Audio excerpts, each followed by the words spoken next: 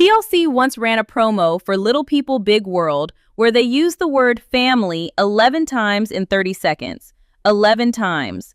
Warm music, golden hour light on the farm, Matt and Amy laughing together, the kids running through pumpkin patches. It looked like the most wholesome thing on television, and for a while, maybe it was. But here is what that promo never told you. The moment that family started breaking apart, TLC's viewership numbers went up, not down, up. The worse things got inside the Roloff house, the more people tuned in, and TLC knew it. They didn't just know it, they built an entire business model around it. So today we are going to do something the network never wanted anyone to do. We are going to pull back the curtain on why TLC kept those cameras rolling long after it stopped being a feel-good family show and started becoming something much harder to defend. If you are new here, this channel goes deeper than the headlines. Hit that subscribe button right now and give this video a like. It genuinely helps this content reach people who deserve to hear it. Now let's get into it. To understand what TLC actually did with the Roloffs, you first have to understand what TLC actually sells. And I want to be very clear, because this is the foundation of everything that follows. TLC does not sell heartwarming family content. It never has. What TLC sells is tension. Specifically, tension disguised as heartwarming family content. That is a very different thing, and the distinction matters enormously. Look at TLC's programming history with fresh eyes. John and Kate +8. Here Comes Honey Boo Boo. 90 Day Fiancé. Sister Wives. Every single one of these flagship shows follows the exact same arc. You are introduced to a family that feels real, relatable, sometimes quirky, sometimes inspiring. The producers make sure you fall in love with them. You root for them. You invest emotionally. And then, once that emotional investment is locked in, the deterioration begins. And the network profits from every crack, every fight, every tear, every public humiliation. Little People Big World is not an exception to this pattern. It is the template. It might actually be the show that perfected the formula before the other shows even knew the formula existed. The Roloffs were on television for 17 seasons. Let that number sit for a moment. 17 seasons. That is not a documentary. That is not even a long-running drama. That is a corporation deciding that one family's life was valuable enough to keep monetizing for nearly 2 decades. The question nobody in the mainstream press ever asked loudly enough is simple. What exactly was TLC monetizing? Because it was not a pumpkin farm. It was not Matt's building projects or Amy's cooking. What TLC was monetizing, what kept the lights on and the renewal orders coming, was the slow, painful, very public unraveling of a marriage. When Matt and Amy Roloff announced their separation, the show's viewership increased. This is documented, publicly available information. Ratings went up. Season after season, the episodes that performed best were not the birthday parties or the farm harvests or the holiday specials. The episodes that grabbed the biggest audiences were the ones where something was visibly wrong, where Amy was clearly struggling, where the tension between Matt and his sons was boiling over, where the future of the farm was uncertain, where someone was hurting on camera and the editors cut it together with somber piano music and made it feel like premium television. When a show's best numbers come from its cast's worst moments, you have found the network's actual incentive. And once you see that, you cannot unsee it. The Roloffs were not a family being documented. They were a product being optimized. Every season, TLC ran an analysis of what worked, what made people stay through the commercial breaks, what made people talk, what made people come back the following week. And the answer, over and over again, was conflict, pain, vulnerability, real human suffering packaged inside a television format and sold to advertisers. Now let's talk about what production actually looks like on a show like this, because most viewers have a mental image of reality TV that does not match reality. People imagine a camera crew quietly following a family around, capturing life as it happens. That is not how it works. Reality TV producers are active participants in the storytelling. They suggest conversations. They ask cast members to revisit painful moments and discuss them on camera. They frame narratives across seasons, planting seeds in early episodes that they plan to harvest later. They decide which footage makes the final cut and which footage disappears. And that editorial control is enormous. What you see on screen is not life. It is a curated version of life designed to produce a specific emotional response in an audience. Jacob Roloff, the youngest child of Matt and Amy, has spoken publicly about his complicated relationship with the show and what it meant to grow up inside that production environment. He stepped away from it. He was vocal about his discomfort. And for a long time, a significant portion of the audience treated that discomfort as part of the drama, rather than as a legitimate signal that something about the whole arrangement was worth examining. That is exactly how the format is designed to work. Even the criticism gets absorbed into the content. Even the person saying, "This is not okay," becomes a storyline. I want to make something very clear at this point in the conversation, because this is where nuance matters. None of this requires us to believe that every producer on this show was a villain or that every decision was made with malice. What it requires is that we acknowledge a structural reality. The incentives built into reality TV production are not aligned with the well-being of the people being filmed. The system is not designed to protect them. It is designed to produce content. Those two goals occasionally overlap and frequently do not. And when they conflict, the content wins. That is not a conspiracy theory. That is how the business works. The contract structure is where the golden handcuffs come in. Reality television families do not simply agree to be filmed and then walk away when they feel like it. They sign multi-season deals. Those contracts typically include per-episode fees, exclusivity clauses that restrict what cast members can say publicly about the show or the network, and approval processes that give the network significant control over how footage is used. The financial structure makes it genuinely difficult to leave. Not impossible, but difficult. And that difficulty is intentional. Once a family's income becomes intertwined with a show's survival, the power balance shifts dramatically in the network's favor. Think about what that means practically for the Roloffs, the farm, the businesses, the lifestyle that 17 seasons of television had built. Leaving the show was not as simple as saying, "We're done." Leaving carried financial risk. It carried the possibility of losing income streams that the family had come to depend on. The network understood this.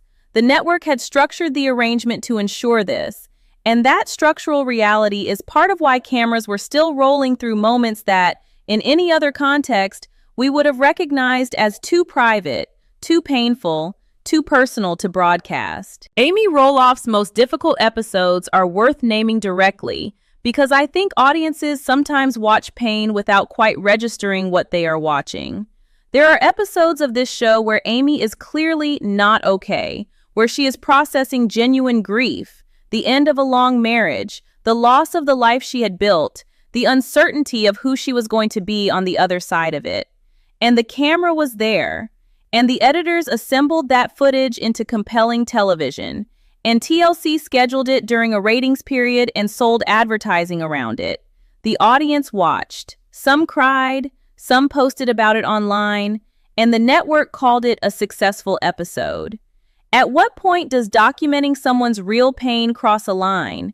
And who exactly is responsible for drawing that line? Is it the producer who sets up the interview chair? Is it the network executive who approves the cut? Is it the audience member who keeps watching? This is not a rhetorical question. It is a genuine ethical one that the reality television industry has never been forced to answer satisfactorily. And the Roloffs are one of the clearest examples of why that answer is overdue.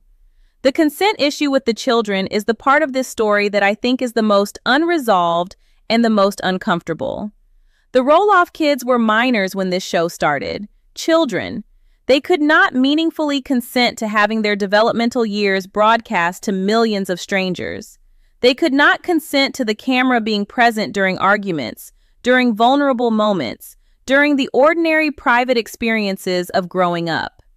Their parents made that decision for them, and TLC profited from it for years. Before any of those children were old enough to walk away or to fully understand what had been done with their childhoods. As adults, some of them chose to continue participating. Some chose to leave. But the choice they were given as adults was built on a foundation they never had the legal or developmental capacity to agree to. The footage from their early years, footage that shaped how the public understood them, footage that will exist forever, was captured without anything resembling informed consent. That is the network's deepest liability in this story. And it is a liability that extends far beyond the Roloff family, to every child who has ever been a cast member on a TLC production or a show like it. Now let us talk about the gap between what TLC said and what TLC did, because this is where the story gets almost darkly ironic. Networks like TLC put out public statements about cast welfare, about authentic storytelling, about providing platforms for underrepresented communities. They talk about how much they care about the families they work with. These statements are real. They are findable. TLC has made claims publicly about the integrity of their process and their commitment to the people on their screens. Then look at the decisions. Keeping cameras on Amy through her most vulnerable divorce moments. Continuing to film after Jacob Roloff's public statements about his experiences with the show raised serious questions about the production environment. Building season arcs around family conflict that the participants had to live through in real time while also performing it for television. The gap between the public statements and the operational decisions tells you something essential about who TLC was actually working for.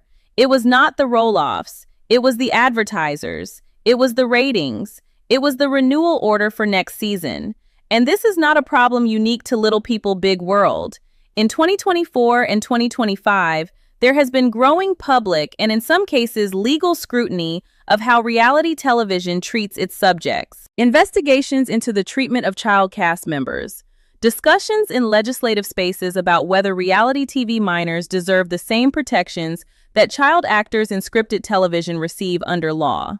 Survivors of major reality TV productions speaking publicly about psychological harm, about contractual coercion, about the ways that the format exploits vulnerability while publicly celebrating authenticity. The Roloffs did not exist in a vacuum. They existed inside a system that is only now, slowly, beginning to be held accountable for what it has done to real human beings in the name of entertainment. Here is the part where I want to be honest with you in a way that feels uncomfortable but important. TLC kept filming because people kept watching. The ratings that justified 17 seasons came from real viewers making real choices to tune in. The advertising revenue that funded every production decision came from the eyeballs that stayed through the commercial breaks. The network's incentive to keep cameras on a breaking family existed because an audience fed it. You fed it. I fed it. Millions of people fed it, often without thinking too hard about what exactly they were consuming. This is not about guilt. Guilt is not a productive emotion here, and it is not what I am going for. What this is about is consciousness. There is a difference between watching something and understanding what you are watching. For 17 seasons, a very large audience watched the Roloffs without fully understanding the machinery behind what they were seeing. The show was designed to prevent that understanding, to keep you emotionally engaged in the family drama so that the structural questions never quite broke through. The warmth of the pumpkin farm kept you from asking why the cameras were still there when Amy was crying in her kitchen. Now I want to offer you a genuine reframe of the entire series, because I think it changes the way the whole story feels. Little People Big World was not a documentary about a unique and inspiring family. It was a long-running commercial experiment in how much personal deterioration an audience will watch if you surround it with enough pumpkins, birthday parties, anniversary specials, and family hugs. The Roloffs were real. Their struggles were real. Their love for each other, complicated as it became, was real. None of that is in question. What was not real, what was always constructed, always curated, always shaped by invisible hands with financial incentives, was the framing, the narrative, the version of the family that TLC built and sold and protected and occasionally sacrificed when the ratings demanded it. The Roloffs paid for this show in ways that never made it to the screen. in privacy surrendered, in moments of genuine grief turned into edited television, in children who grew up with cameras in their houses and could not choose otherwise, in a marriage that deteriorated under conditions that were not ordinary, conditions that included production crews and network pressures, and the strange psychological weight of living a life that is simultaneously real and also content. Understanding the difference between what was real and what was framing matters, not just for how you think about this show, but for how you think about every show like it. Because here's the truth that the networks have always been counting on you not to sit with. The format works because we trust it. Reality television has always derived its power from the audience's belief that what they are seeing is authentic. The moment that belief erodes, the moment viewers start asking the structural questions instead of getting lost in the family drama, the format loses its grip. TLC's entire business model depends on you staying in the emotional lane and never wandering into the analytical one. This video exists to take you into the analytical lane, even briefly, because you deserve to understand what you have been watching. 17 seasons, one family, hundreds of millions of dollars in advertising revenue, and a story that the network never wanted told from this angle. Not because it is not true, but because the truth makes for uncomfortable viewing. Not uncomfortable in the way that Amy's divorce episodes were uncomfortable, which was a discomfort designed to make you feel something and keep watching. Uncomfortable in the way that makes you rethink the whole thing from the beginning. That is what happened here. TLC found a family. TLC made you love them. TLC kept cameras rolling through separation and conflict and grief and controversy because every single one of those moments was worth more in ratings than a pumpkin harvest ever could be. And the family paid for it. And the audience never quite had the full picture. Now you do. TLC made hundreds of millions of dollars from a family that paid for it in ways you will never see on screen. If this video changed how you think about reality television, not just Little People Big World, but the whole format, all of it, share it. Seriously. Put it in front of someone who needs to hear it. This is the conversation that networks spend a lot of money hoping never becomes mainstream. Subscribe to this channel if you want to keep going deeper, because we are absolutely not done pulling on this thread. The next video goes somewhere even the most dedicated LPBW fans were not expecting. Stay close.